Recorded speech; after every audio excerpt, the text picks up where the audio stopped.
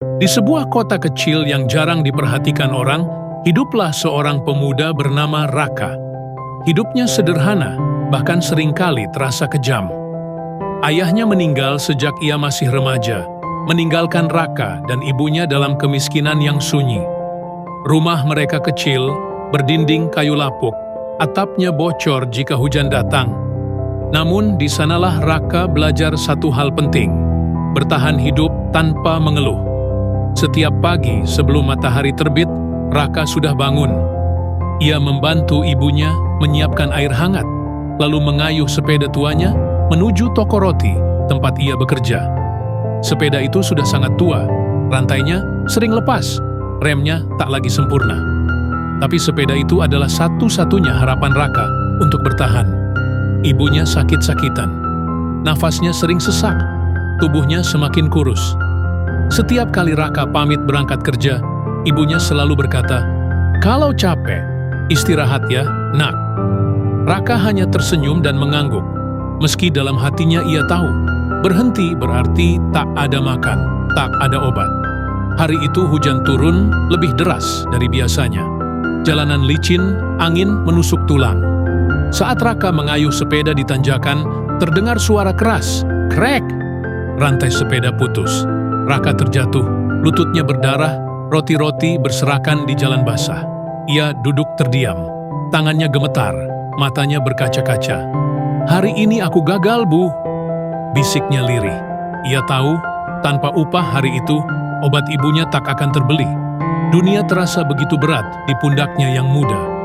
Saat Raka hampir menyerah, seorang pria tua datang mendekat. Pakaian pria itu sederhana, wajahnya penuh keriput, namun matanya hangat. Tanpa banyak bicara, pria itu membantu mengangkat sepeda Raka. Ia mengeluarkan alat kecil dari tasnya dan memperbaiki rantai sepeda dengan sabar, meski hujan terus mengguyur tubuhnya. Setelah selesai, pria itu menyelipkan beberapa lembar uang ke tangan Raka. "Ambil saja, kamu lebih membutuhkannya hari ini," katanya lembut. Raka menolak, air matanya jatuh. "Terima kasih, Pak.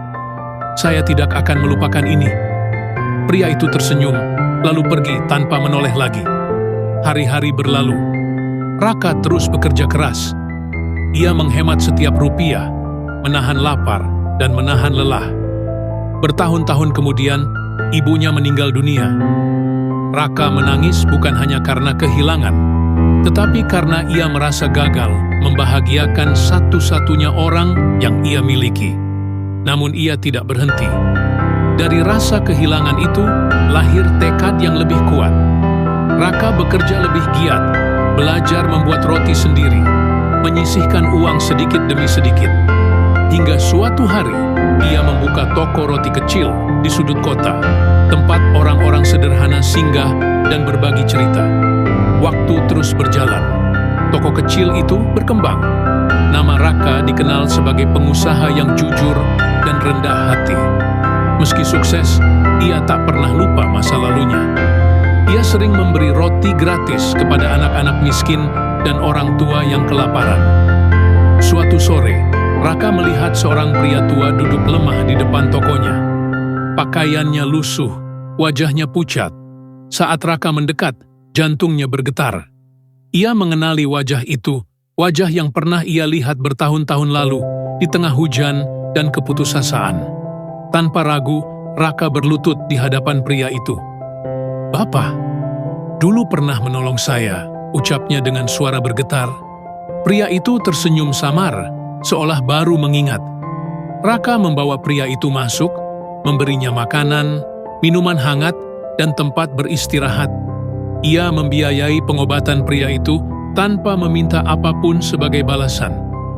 Di malam yang sunyi, Raka berdiri di depan tokonya, menatap langit. Air matanya jatuh, bukan karena sedih, tetapi karena syukur. Ia akhirnya mengerti satu pelajaran hidup yang paling berharga. Kebaikan tidak pernah hilang. Ia hanya berputar, menunggu waktu yang tepat untuk kembali. Dan sejak hari itu, Raka berjanji pada dirinya sendiri, selama ia masih mampu, ia akan terus menjadi alasan seseorang untuk tidak menyerah pada hidup.